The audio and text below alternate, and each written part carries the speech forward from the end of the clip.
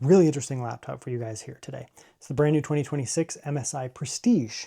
I've seen these for pretty good prices. I bought this myself. If you're trying to get into Panther Lake from Intel, and not just the the base models, the ones that come with the big boy iGPU, the B390. It's the cheapest way to get into that series of iGPU, which is incredible, CPU and all that, but it doesn't cut corners. This is a crater style laptop, very thin. Despite being very thin, it's metal, so it's going to be nice and rigid. And you have an incredible screen on it, speakers, all this kind of stuff, all the fixings you'd expect on a high-level crater laptop. But you also get basically the Halo chip from Intel right now, the thing that's going to offer incredible performance, battery life, and iGPU all kind of mixed up in one way. Okay, so let's have a quick look at some websites here. I've actually found this on Costco for a very good price, $1,400, which, yeah, it seems like a lot, but this is a brand new Halo laptop with brand new specs. Very impressive in an apocalypse when everything is super expensive. So this is very compelling. Costco. I actually got mine from Costco too. So anyways, specs here. You can see it's a nice little, ooh, it comes in that color too. Interesting. Anyways, so we have a look at the specs here. 358H and 388H. They're basically the same, just essentially a boost on the bigger one there. These are very powerful CPUs. They're 16 core processors. They don't use any hyper-threading, so they're just 16 cores, very efficient. Awesome chips from the Panther Lake lineup, and those actually do come with the powerful integrated graphics, the B390. Very good. This is in dedicated gaming handhelds, like the MSI Claw actually. Also overpowered screen here, 120 hertz refresh at 1800p, OLED, 100% DCI-P3 color space, and we'll get into the screens a little bit more. They do come only with 32 gigabytes of RAM, so no 16 gigabytes here, which is also impressive for the price these days. 1 terabyte storage as well. Okay, so let's have a look at the laptop here. So it is very sleek. It's a very, very, very sleek laptop. You do get that kind of a mid-tone gray, which is really nice. Very nice. That'll resist fingerprints. I've been messing with this already for a few hours. And visually, I can't see any fingerprints. Can the camera? No. So really resistant to fingerprints is quite nice. Does have a nice, sleek, muted look. I like, actually kind of like that. MSI. It's very nice. MSI Summit. Very sleek design. It looks big on camera. It always does, but it's very, very, very thin. This is an incredibly thin laptop. Yeah, just to prove it, here's a USB. It's significantly thicker. It's like not much thicker than the USB that way. It's very thin. Basically, I mean, it's as thin as a USB port, put it that way. The screen is also thin, so that's very nice. Rounded edges, rounded edge design. I feel like MSI doesn't do this too much. They do have the MSI Creator that has a little bit of a rounded design like this. It's a much thicker laptop. But, you know, even some of these things like that design there, that reminds me of the MSI Creator. It's there just to look good, and that's fine. I'm fine with that. Big feet there across the thing. Intake there, very nice exhaust out the back. Right there. Very sleek design. Very nice. Speakers firing down there. Now this is not the 2-in-1 model. They do have a 2-in-1 model, which would be a very similar chassis to this. And of course, these hinges would then go 360. It would flip around to a 360 type design. Very nice. Now, it's not super light, but considering how big it is, 16-inch and metal, it's reasonably light. So, we'll see how heavy it is. Let's actually go this way.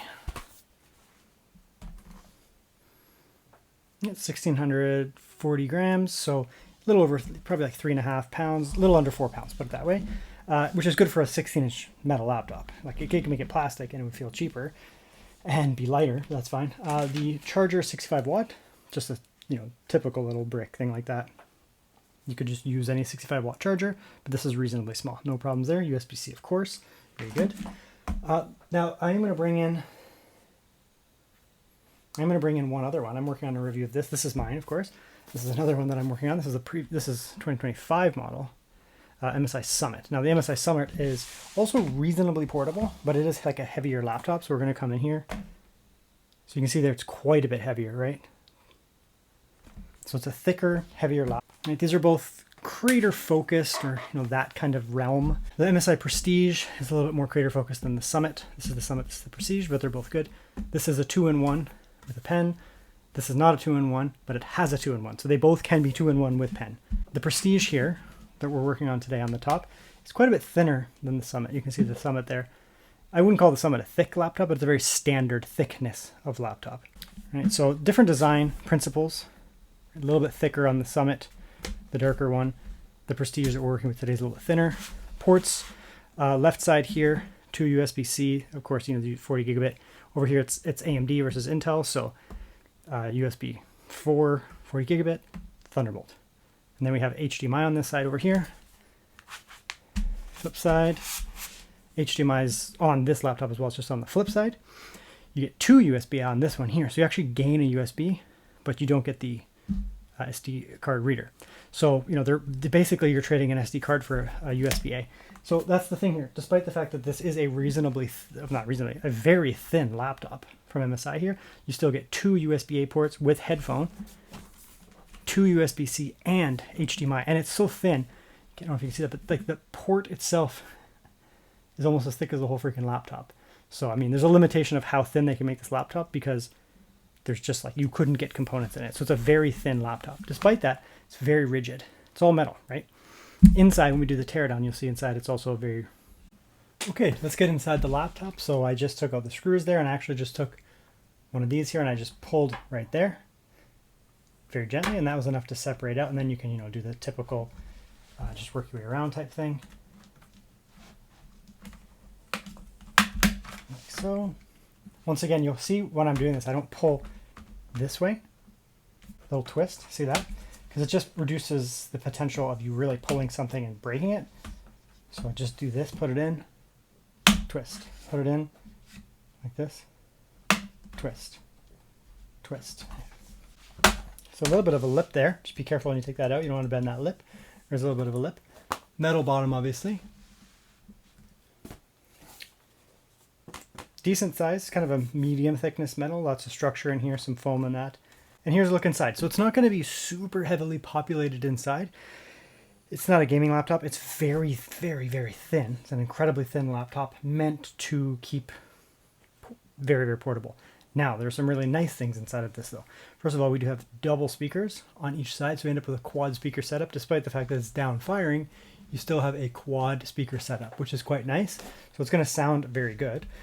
I think some of this from one of the other lineup, but I would like to see, you know, they could shift this over a little bit, and they could put another NVMe in there. Even a 2230 would be nice, but you are stuck with a single NVMe. It is 228, so I mean 2280, you can put in an 8 terabyte. I guess that's one advantage there. Non-upgradable Wi-Fi, and the cooling is underneath here. So it's not going to be the most upgradable, obviously. It's going to be basically just NVMe, so there's not too much reason to open it unless you're going to upgrade that. It does have a pretty big battery, 81 watt hour. Again, they could technically make it bigger, bringing that down, but it also then just gets heavier, so it is what it is. The interesting thing is these are 2 fairly small fans. The actual diameter of these fans are actually pretty small.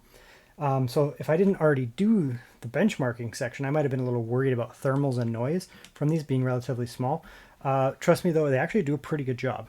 So you actually have a single chamber on that fan. That's one single chamber to push air out, and it's a little vapor chamber. So this is not a little heat pipe, it's a vapor chamber, which is a good call. So if they did put in some kind of little Peasley heat pipes or something like that, it probably actually would run rather hot. But it looks like, you know, it's a small vapor chamber, but it's still a little vapor chamber, and it's a Panther Lake chip. You know, these things do not need boatloads of watts to run well. I mean, these things come in handhelds now. These chips here come in handhelds, but you know, they run incredibly well in those. So you don't really need that level of cooling. So despite the fact that it is 2 little fans, it does look okay. So, I mean, you can really see, you know, they're definitely focusing on keeping the weight down. They're not really worried about portability, not really worried about upgradability and something like this. It's about portable and weight. They do have some extra structure like this, you know, that's just some structure. It doesn't serve any other purpose. Keep the battery in there. So, you know, it's reasonable inside. Nothing crazy. The only critique I would say really is I would like to see a second NVMe. They'd have to shift stuff, I guess. They do have this thermal heat pipe thing, so I don't really know where they would put it. Maybe if they shifted the battery down, it might change the center of gravity of the laptop, but you could shift that down there, have an NVMe come off. Again, I'm not an engineer, so it could be something to do with keeping the weight generally dispersed centralized, but that's my only critique there. Now, keyboard and trackpad. Now, of course, we do have backlighting. You can see that there. Backlighting shines through the keys a little bit and around the keys. MSI has this design that they use with these keys, very common, where they have like a plastic like a clear plastic around the outside, and then put the key on top, the color on top. So when you're looking at it from the top, you actually get like a little bit of a glow around it. It looks pretty cool. No numpad. Some people may not like that. Some do. A lot of brands are moving away from numpads. If you do a lot of number crunching, you'd want a numpad, but this is not really the type of laptop that would appeal towards that type. I mean, a little bit maybe, but it's not specifically designed for that. This is more the type of laptop that would appeal towards creative type people, or if you're doing documenting, that kind of stuff, you have a laptop like this, in which case you typically do want to not necessarily have that because it would shift the laptop over. Now, this is a very thin laptop, but despite that, they do have reasonably thick keycaps. See that there? And the travel is pretty good. So you can see the physical keycaps are thick enough, and the travel is pretty good.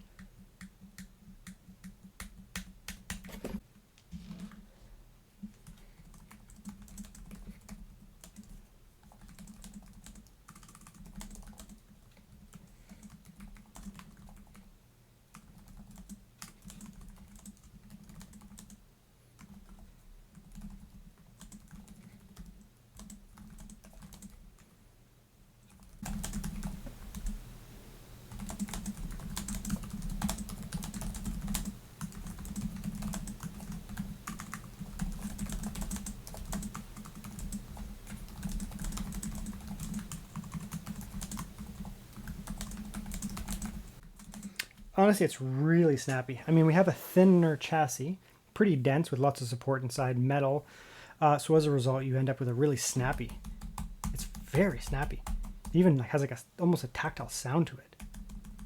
It's a really snappy keyboard. Yeah, I like that a lot actually. Now it is recessed down a little bit too, which allows the keys to close down without sitting on the screen. You gotta love that obviously too. Prevents grease and slime and crap on your screen. It's very nice. Honestly, it's a really, really nice keyboard. Nice to type on. I'm not used to this one as much, but it's good. It's nice and snappy. Fingerprint reader, all that kind of stuff up here. Very good. Obviously, if you get the model that has the pen and that, you can use a pen. This is still a touchscreen though, right? So the touchscreen features there are good.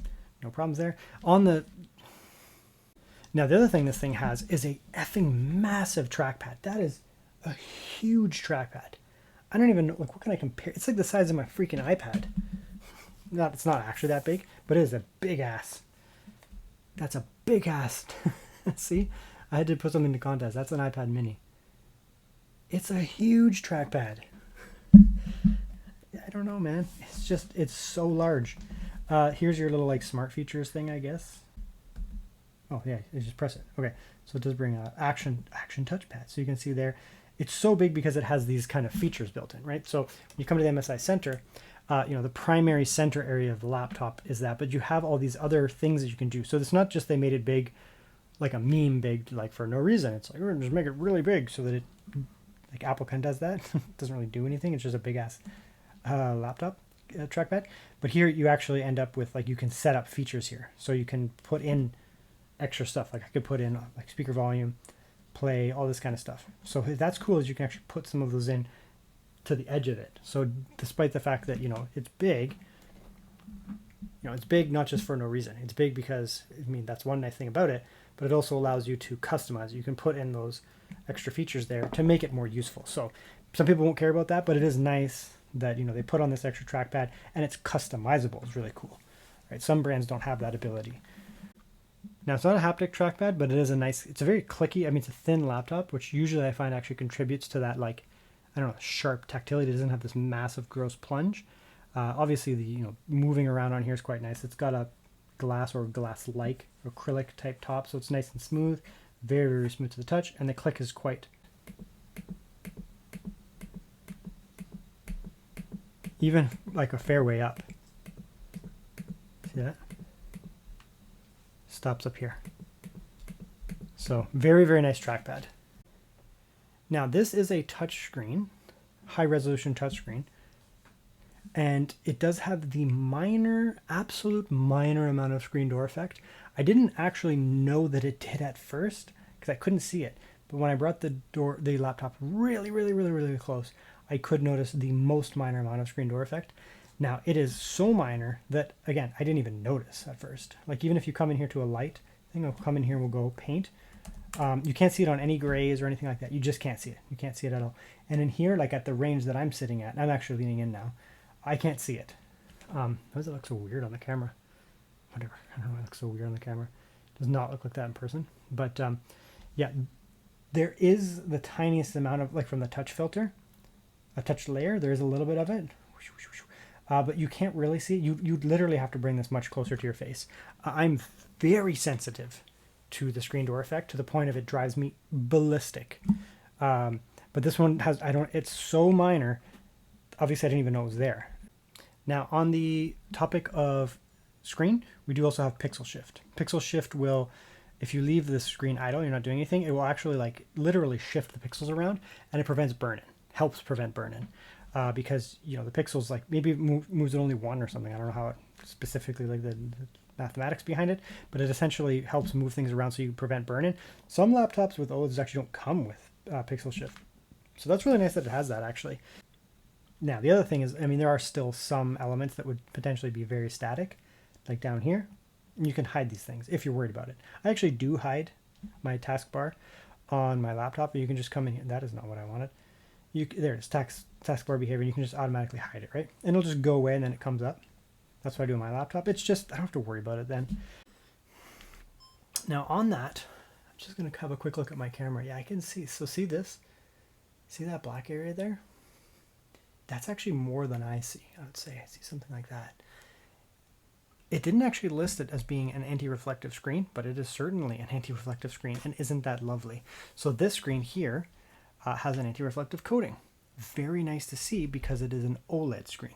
OLED screens have absolute blacks, of course, right? True blacks, so these pixels are off in here. But when you do that on a non-anti-reflective screen, you can get a lot of reflections in here, which can kind of take away from the enjoyment of it. So, you know, when I have an OLED, typically if I have an anti-reflective screen, I would want to use a background that's dark, which is good for battery life for one thing, because these pixels are physically off, so that's obviously nice. But it also just looks rich and inviting to do that. But then you have laptops like mine.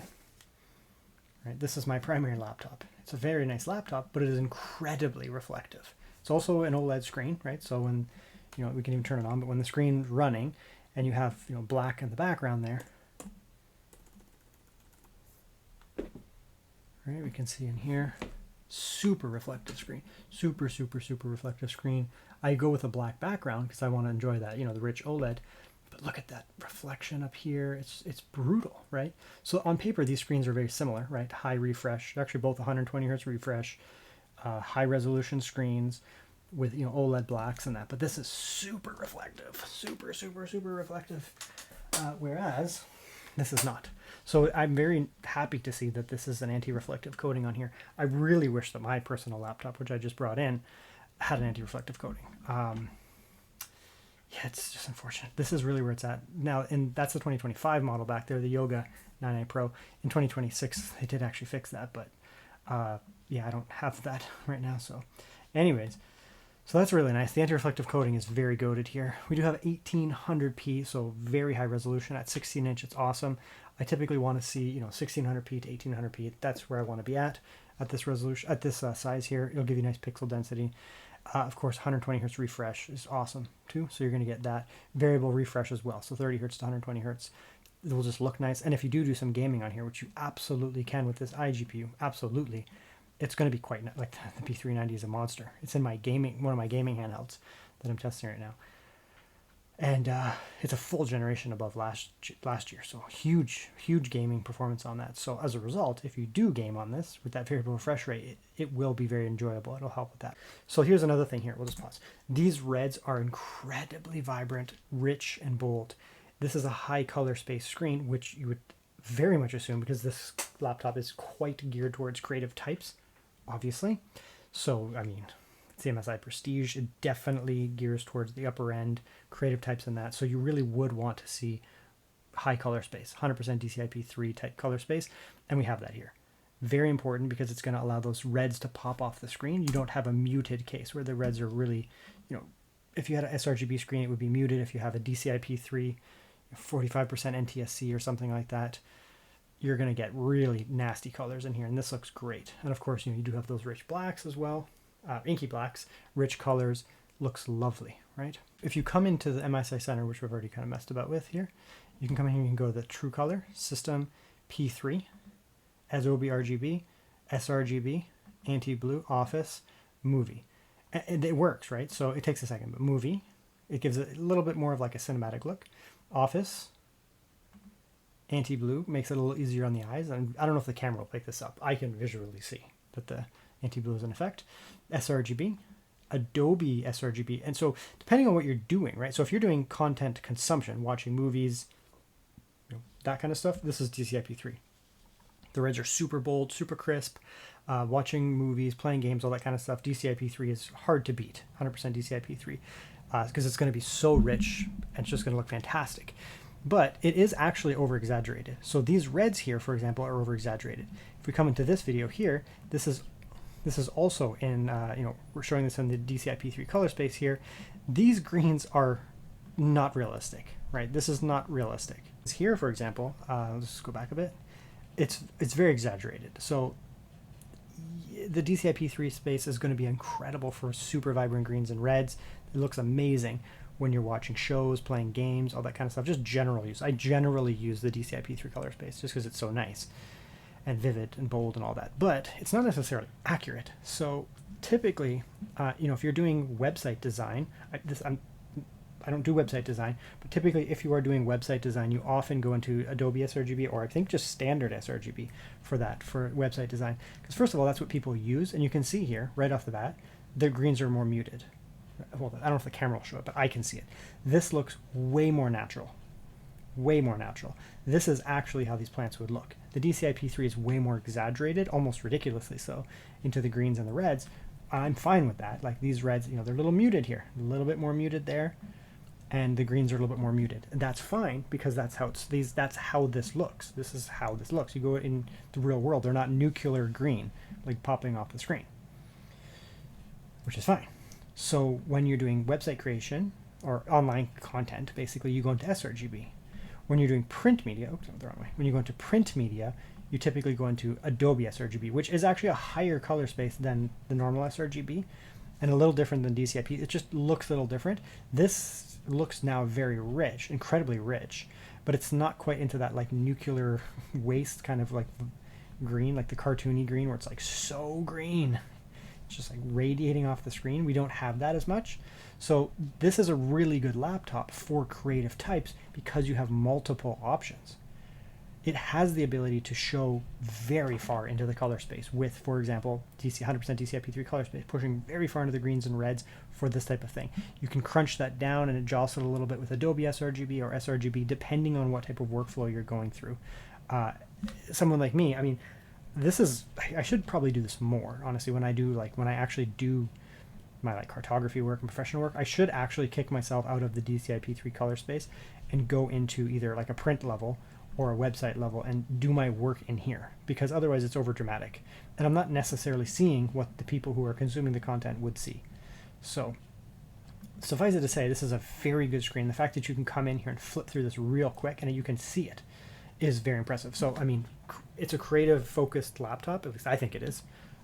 I don't know if they market it for that, but specifically I would say this is a very creator-focused laptop, and they do a very good job with that. Okay, so we're going to do a quick audio test here. We just have a little music file that I made up here.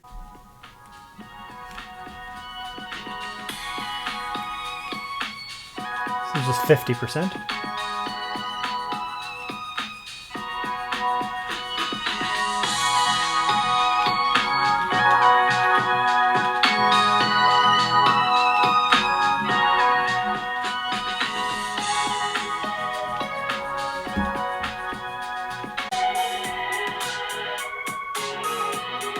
Yeah, the audio is actually pretty good. Let's go.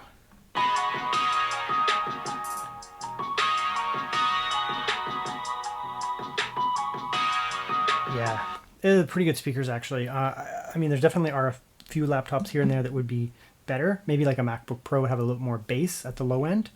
These are pretty good though. They actually do have a very prevalent low end bass, which is nice. That can be lacking, especially on thinner laptops. So it definitely has a good amount of low end bass. That was something I was concerned about. Mid-range obviously sounds fantastic, nice and rich, bold. high end as well, nice and rich. So it's really sounds quite nice from the low end all the way up to the high end.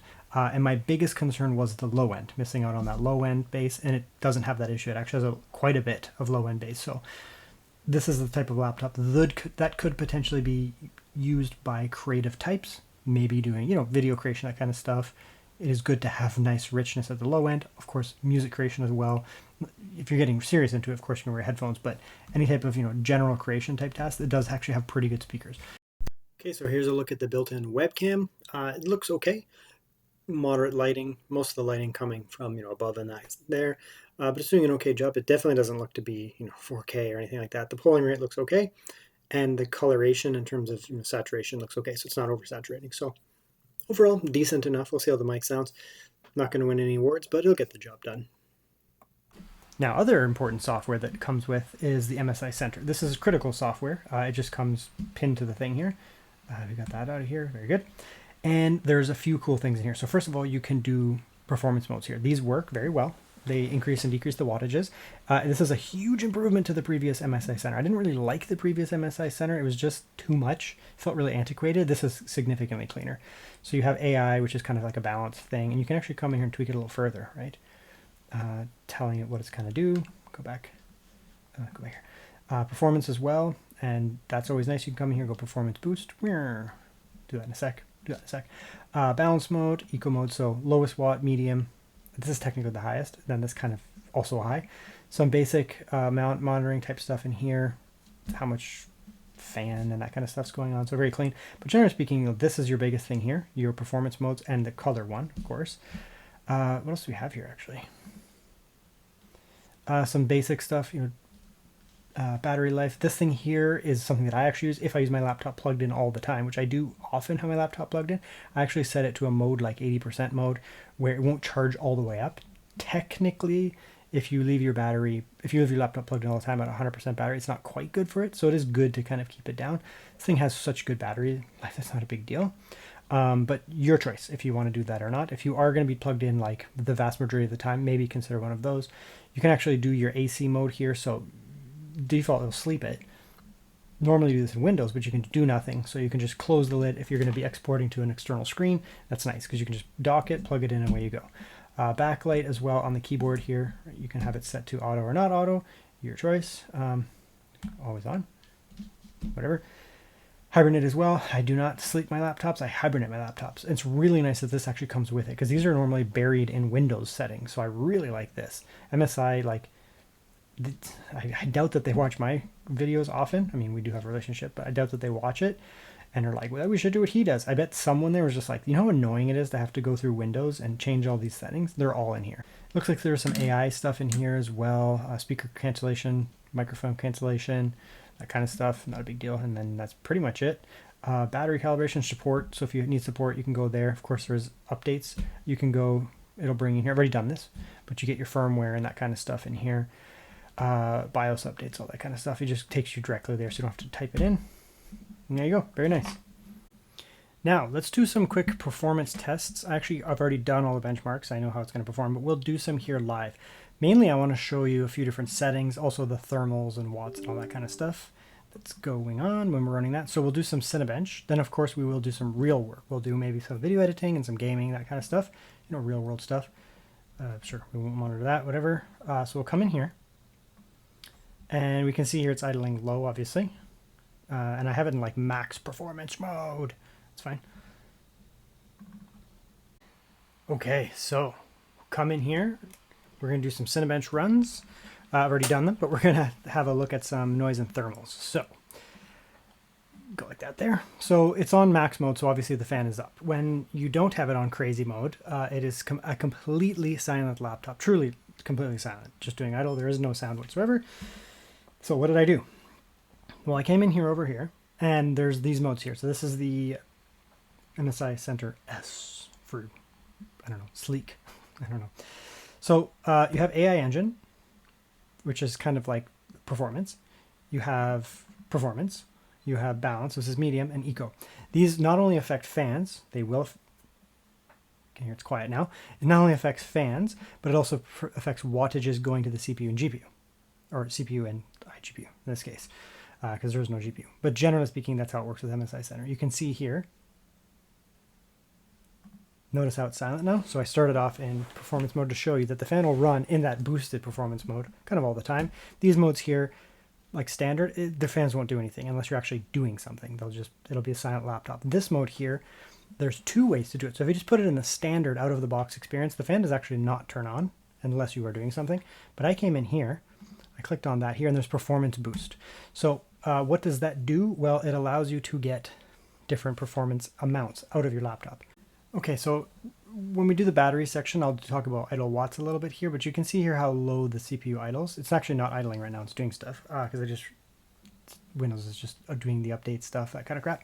But generally speaking, these Panther Lake CPUs, this specific CPU, I've already done it in a bunch of tests, and I use it right now, will truly idle down to 0.5 watts, half a watt. So obviously it's going to be very cool, because it idles at half a watt. It's giving a watt or two here because Windows is just doing, like, it's a newer laptop. Typically when you first set up Windows, there's like indexing and crap that goes on. It kind of just drips a little bit.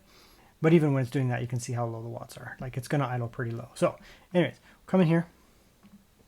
We're in that eco silent mode. Let's just check what we get for watts here under that mode here. So it's very low, by the way. So we can see here 18 watts, 20 watts. I think it sits around 20.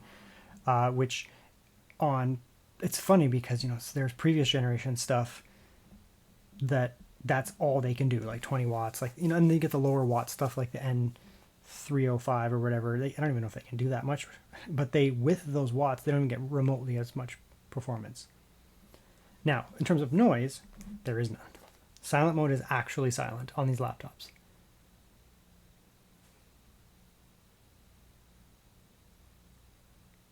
If the fan is on, it is 100% inaudible to me. I cannot hear it. It's going to have no problems keeping 20 watts or 15 watts down. So you can see it does 20 watt boost, which is funny. That's the boost. And then 15 watts, it drops down. So now you may think you can't do anything with 20 watts, but when 15 watts on this chip, but trust me, you can. I game on this chip at 15 watts in AAA games. Actually. Maybe I'll show you in this video. Now the fan is on, so 25 full load. Actually a little more, it's actually more like 27. Still very quiet though. Of course we're on that peak mode here. There's another mode here where you can actually go performance mode boosted. It'll get a lot louder. Sorry, it won't get a lot louder. It'll have the fans on a lot more often. So don't do that if you're just hanging out doing nothing. But generally speaking, that keeps the fans on more often. But you can see here, I mean, this is a respectable watt. I've been using this in a lot of handhelds, the Super V tablet from 1X Player. It's not really a laptop, but a little tablet. And yeah, you may not look like a lot of watts, like 30 to 35 watts, even 40. That's a lot for Panther Lake, a lot. These are very efficient chips. Those handhelds that I've been messing with, I mean, I game at like 35, 30, 20, even 15 watts, and it's still very effective. Silent mode, you can see here, you know, we're getting around 9,000, just shy of 9,000, which is very good. Lunar Lake, the previous generation, this is a successor to Lunar Lake. You know, the super efficient, when they started to get really good iGPUs on these things. This is the successor to that, where you get the same level of battery life on these, potentially even more, but that same idea. You get a big boost in performance, and you also get a crazy good iGPU on these. But the nice thing is, this is able to match what Lunar Lake was doing on silent. Balance mode goes up a little bit here, and that's the true maximum peak I have ever seen from Lunar Lake, the previous generation. I've never seen it get higher than that. So that's great. Engine is a little bit more even, 12,000. Now you're getting some pretty respectable performance for a super thin and light type thing. And then there's performance, 13,000. Now I think did I not take a screenshot of it? I must have missed. When you're in that performance mode, this mode here, you come in here and you put it into performance boost. You really crank it up. You can get up to 16 or 17,000 on Cinebench, which is very good.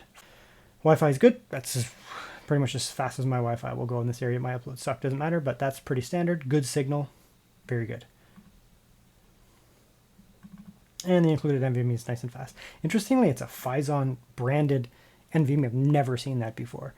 I've seen like Phison at the controllers typically. Like you get a Phison controller. I've never seen a Phison branded NVMe before in my entire life. I've never seen one. So whatever. I mean, it's a good brand. They make the controllers for other brands, so that's good. But anyways, it's a Gen 4 NVMe. No problems here. Seems to be running just fine.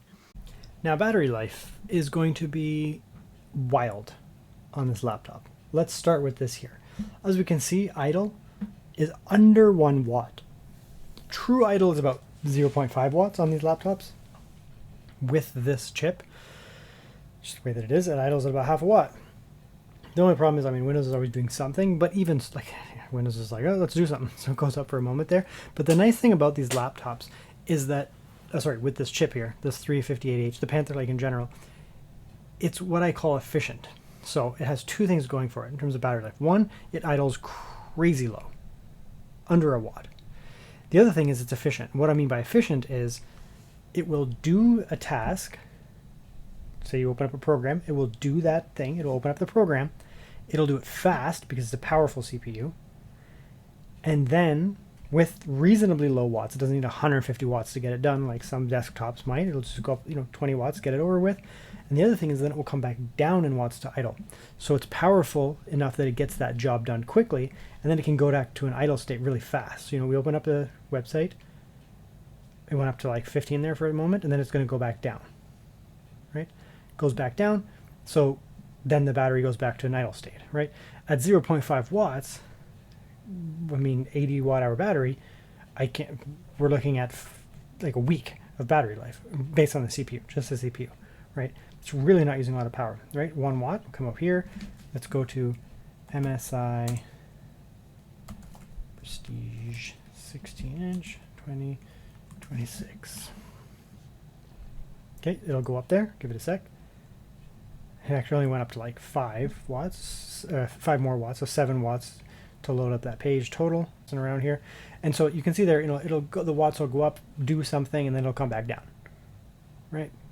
That's what efficiency means. But rest assured, based on my experience with this laptop here and with Panther Lake and everything here, this system here will be idling usually around 2.5 watts for the whole thing, maybe 3. So the CPU is only going to use 0.5 watts. Most of the time, these screens use around 2.5 to 3 watts, typically around there. So you're idling around 3.5 watts, which is really nothing, to be honest, right? And then when you open up something, the CPU goes up, it'll come back down. So when it comes down to it, I mean, the battery life is going to be crazy on this thing. It's not the first Panther Lake device that I've used. I have several. I mean, you're looking at really, honestly, mixed use, day-to-day stuff, school tasks, all that kind of stuff. You're honestly looking at 15 to 24 hours of battery life, depending on what you're doing. If you're just watching YouTube, you'll probably get about 16 to 18 hours of actual use. Document editing, same thing, 18 hours, something like that. Mixed use, I mean, like, you're not just staring at the screen for 18 hours. Your laptop's on, laptop's off. It's easy, take it with you. It'll last for probably days before you have to charge it. It's really like a MacBook in that sense. You take this thing to work or class, you bring it home, maybe do some work, go back the next day, you probably still have battery for the next day, like enough for the whole day type thing. These things are super efficient. So efficient that honestly you can game on it on battery. I mean, maybe I can do that in this video, but let's come in here and do some gaming. Okay, so now we're going to come in here. I'm going to throw in the performance mode, obviously, just for this here. You could easily edit and do high quality work on silent mode, just so you know. Lunar Lake laptops, I had no problems ever doing video editing in them. They're nice and snappy. Maybe not quite as powerful as, a super high-end desktop or something like that, but for a lot of video editing type work, even silent will be fine, to be honest. To be quite honest, it'll be fine. However, if you just want max performance, you can throw it in this one here. Just get a little bit extra legs there, just to make sure you're getting, the good performance you want. It'll be noisy, but whatever. So we'll leave it on there just so the fans can go crazy, whatever, just ignore it. I just want to show you kind of, if you don't really care about that, what kind of performance can you get out of it. So we'll come in here. We'll throw in this video here. That there. Nope. So this is a 4K 60 video. It's 26 minutes. 4K 60, pretty good. So we'll throw that in here. Right, we're already able to come in. Hello there. I'm going to do this kind of streamer stuff. It's such a performance CPU. Look at that. That was, holy shit, that was really fast. That was really fast. I mean, they have even more modern encoders here and decoders. That processed that audio really fast. I might have to watch the video again. I didn't look at the camera. I was looking up here for a second, and by the time I looked down, that audio was already processed. That may have been, that's like desktop level audio processing. Okay. I mean, I was going to be like, it's a quick chip. I mean, I use this chip. My primary laptop's Air Lake, but I've been messing around with Panther Lake a lot. I did not anticipate to process the audio that fast. That is very quick. That was very, very, very quick. This is super snappy. Now, it's not surprising. Intel has always focused on the productivity. Always focused on the productivity. You know, their desktop stuff is way ahead of their AMD counterparts in productivity, and they typically do that in laptops too. I mean, Intel in general is a full generation ahead of AMD in the laptop space right now. Literally.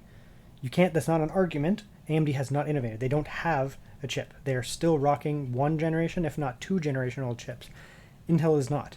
Intel is now at minimum one generation ahead of AMD, just so you know. So you're getting all the most modern encoders, the most modern drivers. Intel is heavily focused on productivity. So when you're coming in here and you're doing productivity-like tasks, it's going to be very fast. We're going to come in here, come out to the farm, see what's up over here. I've been putting up on the 1X Player handheld, the X3, the 1X Player 3. I've been putting up a lot of game testing on that handheld, just so you know. So you can watch those videos because it's the same iGPU. It's technically basically the same CPU. This one has actually a couple more CPU cores, but otherwise it's basically the same CPU. Very, very similar. It's based on the same iGPU, same CPU family, so very, very close. So anything you're seeing here, I mean, you can go watch those videos if you want to watch other games. 1X Player 3, I have tons of videos on them. But we'll do some here, and I'll just show you. You're going to be able to do a lot of gaming on this. Anything that is not a modern AAA title, 2026 title, those type games like this here, 2025, 2026 AAA titles, you're going to be looking at 1080p medium to 1080p high kind of games. Depends what it is. Anything that's a few years older, you're going to be like, you're just going to be ripping, to be honest. So come in here. We'll go with like a medium preset. We can play around with some of this stuff. We'll go like that there. 60/60 background. Let's just go medium where we can. Character model, we'll leave high. Effects, high. Texture, medium. Shadows, who cares? So kind of a mixed bag here, and a little bit of scaling. And I'll just show you what we can get here. So now this is not the highest wattage of this CPU, and this is also not a game that favors Intel by any means.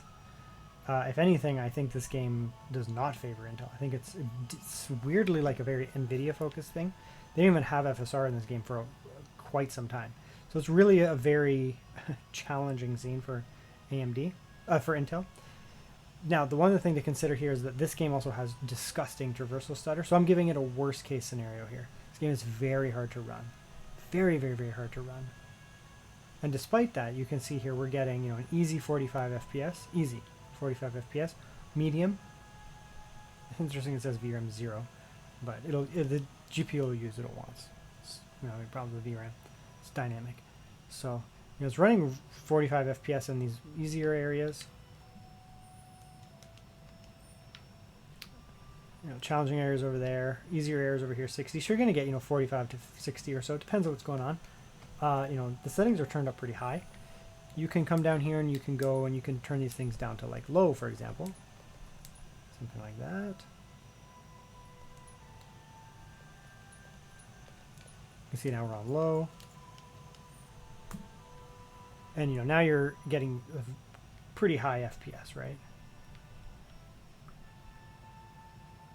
60-ish kind of FPS gameplay. And again, this is up to 70, even 75. And again, this game is not Intel favored by any means. In fact, it runs much better on NVIDIA. For example, it's a hard showing for Intel. Okay, so let's do some game testing. I was like debating what I wanted to test, but to be honest, I have so many games being tested on this exact CPU, so exact iGPU. So if you go on my channel and look at the 1X Player 3 handheld, it has essentially a variant of this chip with the exact same iGPU and really the same CPU except 2 fewer cores. That's all that it is. The G3E. So I know, I mean, we kind of know the performance roughly, what these things are going to do regardless. But I've just been throwing those games out. So you guys can go out and watch. You don't want to, rather than, doing a million games in this video, I'll just give you guys a little tasting here. So come in here, 1200p. Again, we can use more scaling than this or more high resolution than this. We'll just go 1200p to start here, and we'll go, native, for example. TSR. And go like that there. And we'll just go with like a native resolution to start here. So native resolution, and medium will be fine. We can go way higher than this, by the way. But yeah, let's give it like a medium native. See what we can get here. Harvester. I've never seen that one before. Let's do it. I'm not going to bring items because I'll end up dying because I'll be distracted. And let's go. Okay, so here we are into the game. Now, again, this is not the highest wattage offering of this chip. There's a lot. I mean, you could crank this thing up a bit more, get more performance, but we'll just come in here. And ooh, that looks really weird. TAAU. So we'll go like that, TSR. Come in here, we can go like TAAU native. So, just a native experience on medium. Do I have anything weird on here? Medium. No, everything looks fine. Okay. So just a medium experience, no problems. And we got VSync on too. You're getting a strangely close to 60 performance there. Anyway, so yeah, this is native, 1200p medium native, right? So a lot of the time you're going to be just gaming, right? You're going to be just gaming. Basically anything. There are dedicated handhelds that are out now. The One X Player 3, the MSI Claw. I actually have the MSI Claw. Oh, where are you, MSI Claw? There it is. Right, this is obviously very good iGPU in here because there's brands like One X Player in that, and MSI. This is the MSI Claw. MSI Claw has the same iGPU. Zoom out. This handheld is doing very well. I'm working on a review of this. This handheld here has the same iGPU, so it has the B390, and technically it's kind of the same chip. It's based on the same chip as this. They just cut 2 cores out, so same CPU more or less between the two of them. 2 extra cores, 2 fewer cores, same exact iGPU. MSI Claw literally is going to be basically this. A little bit of a difference in terms of like peak watts and how power will be handled, but I mean, it's good enough that AMD decided to make a freaking handheld out of it, right? And I've done extensive testing, not with the MSI Claw yet. I will eventually. But the MSI Claw uses this chip here, and it's going to do very well, right? You're going to get excellent gaming performance. I mean, dedicated gaming hardware comes with this, right? Now we can do stuff here. You also have access to XeSS. XeSS can really help boost the performance without impacting the visuals, really, because it's a really excellent technology. So we'll go like that. We'll go XeSS. Honestly, just like quality. You don't even need much. Right? You're going to get a gigantic boost to performance there. Very competitive. And this is medium. We're not on low or extra low or whatever it's called. And you can see very good performance, right? It's so good, like I said, that MSI decided to make the MSI Claw 8EX with it. And there are other brands as well. Like I have the One X Player 3. Tons of videos on the One X Player 3. I just got the MSI Claw. I actually borrowed it off of a friend. And so that's the MSI Claw. I'll have footage on that, but I don't have videos of the MSI Claw yet. I will very soon. But I do have extensive footage with this, this iGPU. And it's an incredible gaming chip. Incredible. The other thing is it's really efficient. So you can actually pull the charger out and go on battery and still get hours and hours of gameplay. Let the screen figure it out. Okay. And get hours and hours of gameplay on battery. And there's no performance loss on battery, right? It performs exactly the same. I unplugged the battery. Unplugged the charger. So we're on battery here, and you're going to get super high frame rates, right? And it does not impact the battery. Sorry, it does not impact the performance being on battery. It's going to be exactly the same. You're going to get excellent performance. Just absolutely it's such a good chip. I have the AMD the Strix Halo handheld as well. And yeah, it's really powerful, but it needs a lot of watts to get there. And so one of them, like, you're always ripping 55 watts on that thing. It's good, but you don't always want to be ripping 55 watts. This, you can do a lot with 1800p. That's, we're still going to be able to game at 1800p, especially with scaling, like FSR, XeSS, all this kind of stuff. But XeSS is a really good algorithm. Like, we can turn it up.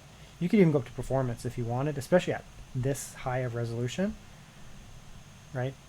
1800p, that's above 1440p. It's just below 4K, to be honest. It's a very high resolution. And so now we're on medium with 1800p and scaling, XeSS of course, because it looks good. And you're going to get incredible performance. And you could turn it down, but I mean, you're going to be able to do extensive amounts of gaming on it. And obviously, I mean, dedicated gaming hardware has been made with this chip, or a variant of it.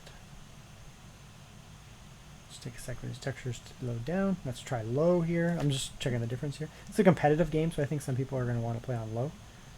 Yeah, I guess it gave you an extra 10 FPS or whatever. It looks pretty much the same, which is fun. But yeah, like you can see here, like this is going to be a very good experience for gaming. Competitive games, Battlefield type stuff, that kind of stuff, this here. But like, I play all kinds of stuff. And the other thing is, it's also very efficient. So remember, we're in that really high performance mode. Right? What happens if we come down to like lower watts? Is our performance going to tank when we go into those lower watts? The laptop is a lot quieter. My AC is on. You might hear that, but right, much lower watts here, and we're still ripping over 60 FPS. Like what we are, 72, 75 FPS.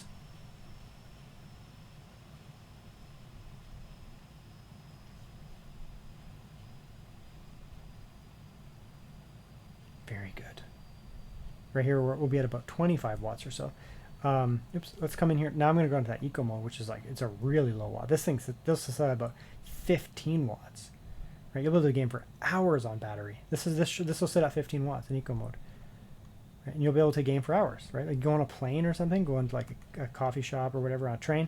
And like, yeah, you're not getting 85 FPS anymore, but you're going to be able to game for hours and hours and hours on this thing. So long as, you're okay with the lower performance on battery, throw it in eco mode. And this is a demanding game. Like imagine if you were playing a more simplistic game or an older title, right? A game from 2023, 2022, that kind of stuff, right? You're going to get crazy good battery life. But, I guess a lot of people won't game on battery. You can, absolutely, obviously, as you can see. I think a lot of people would be like, screw it, just throw in performance or balance mode or whatever. What was that there? Yeah, and just let it go. You're going to get excellent performance. Now, it's funny because, it's not a gaming laptop by any means, but you can do so much gaming on it because of that. And these guys, like all these different laptop manufacturers, they're going to be coming out with creative type laptops like throughout the year or so, next year. And that's a lot of drones there. And you'll end up with chips like this, the Panther Lake chip that does not have the big iGPU. And yeah, you're not going to be gaming at all on it. You're really just going to be doing CPU heavy tasks. But then you get ones like this that have this monster iGPU, like a monster iGPU, and you're going to just be able to do so much gaming as a result. So if you don't need it, you don't need the gaming, you can always go for the Panther Lake chips that don't have that. But if you're like me and you want to be able to rip games, and fortunately we've got to the point as a society where we don't have to pretend that we don't play games anymore. Like freaking everybody plays games. Maybe different types of games, but pretty much everyone plays games these days. So yeah, we don't have to pretend anymore. So you get a laptop like this and you get all the benefits, like incredible premiumness of it, super refined, all these fixins. It's just such a nice laptop in like really every way. Insane battery life. And then you're done your work and you're like, screw it, I just want to play some games. And yeah, you don't have to then also have a gaming laptop. Conclusion will be straightforward. We're going to do negatives, then we'll do kind of like type stuff, and then we'll do positives. Negatives. Single NVMe. That's my biggest critique of this laptop. There's not a lot of like room inside. Interestingly, they like the way the motherboard is laid out, that little vapor chamber and that. I'm not really sure how they would do it because it does have that vapor chamber. They'd have to kind of fully re-engineer it. But MSI are like kind of wizards. They make some pretty impressive stuff. So I think they could get it done. I think they could get this thing, despite being very thin and portable and all that kind of stuff, I think they could get a second NVMe in there. So MSI, 16-inch laptops that should have dual NVMEs. That's that. That's the one negative. I don't know, man. Like, what are the other negatives? Maybe if it was like one bigger fan, it would be less noisy, but it wouldn't work with the layout or something. I don't know. There just isn't really any negatives. That's the biggest one. I don't like the fact that it has a single NVMe. It really should have two. Upgradable Wi-Fi, like I don't personally care about that. Some people might for like, you know, repairability in that down the road, but MSI has best-in-class warranty in many different ways. They're very, very, very aggressive with their warranties. They're very good. So, I mean, if something breaks on these, whatever. So, yeah, I mean, it's pretty impressive. Intermediates, I don't know, man. Like, there's just not a lot. The fans, I guess under full load, the fan can be a little louder than, you know, if it was like a significantly larger cooling solution. That would be kind of neutral. But the thing is, it's such a freaking thin laptop. Like, what are you gonna do? Where are you gonna put it? Where are you gonna put it? It's so thin. So, I mean, that's the main negative, I suppose, just the dual NVMe. I really would like to see one NVMe, two NVMes. That's really it. Then we just get into the positives of varying degrees of positives, right? Keyboard is good. A really nice, snappy keyboard. I like it. It's great. Trackpad is too big for me in terms of like what I prefer, but I don't care because there's a reason for it. It's a big, massive, snappy trackpad. And then you get all those like kind of features around the outside. You can customize them. That's super cool. I don't have a problem with that. Ports are surprisingly good. Dual USB-A, headphone jack, dual Thunderbolt, and HDMI, despite the fact that it's so thin. Very, very thin, but very rigid because it's metal. Light for all these things too. Okay, so that's all the cool stuff here. Then we're getting into the like serious stuff now. Okay, now we're getting into the serious stuff. Crazy good screen, 1800p screen, so beautiful screen on this thing. 120 hertz refresh. It's touchscreen, but it doesn't have like a brutal screen door effect or anything like that. Nice and bright. I mean, it's just such a nice screen, right? 100% DCI-P3 mode, but then it has those Adobe modes, and that for real creative type tasks. It's fantastic being able to switch between that. That's awesome. Speakers are very good. Quad speaker setup, it's kind of what you'd expect. Really good speakers. All right, performance. It's a Panther Lake B3, it's a Panther Lake 358H Core Ultra X. Core Ultra X is going to give you that awesome CPU performance, similar to Panther Arrow Lake from last generation, kind of the mid-range stuff.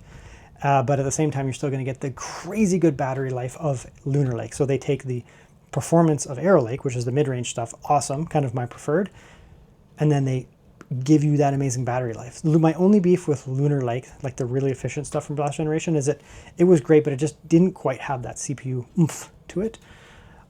This does, right? It has incredible CPU performance while maintaining crazy good battery life. And then on top of that, Intel decided they're like, let's slap a crazy good iGPU in there as well. Put the B390 in so that you can rip modern games, whatever AAA titles, you'll do really well on this laptop. So the performance is amazing. And on that, we already kind of mentioned it, the battery life, best in class battery life, right? I guess the only competitor for this now, I mean Mac, but Mac OS is a totally different thing. The only competitor for this, AMD has nothing to respond to this right now. Nothing. They're just completely dead in the water right now. Snapdragon. The Snapdragon X2 stuff is going to offer incredible good battery life as well. But the difference is with that, you're still looking at like gaming performance, not even close, because the compatibility issues with Snapdragon. So this is going to offer full native x64, x86 compatibility with also, you know, for all the applications, all the games, all that kind of stuff. So you're going to get the performance that you want out of it. There's going to be no quirks with it. So it's a very good laptop. It's the cheapest way that I've seen right now to get into Panther Lake, and not the low-end Panther Lake, because I have several low-end Panther Lakes that are like, they don't have this big beefy iGPU. I have a bunch of them right now. This is the cheapest way to get into that premium, probably the best chip of 2026. Like, what else is going to come out that's going to beat this? I don't know. It's one of the best CPU APUs that I've ever used. It's awesome. It's highly demanded. I see why people love it.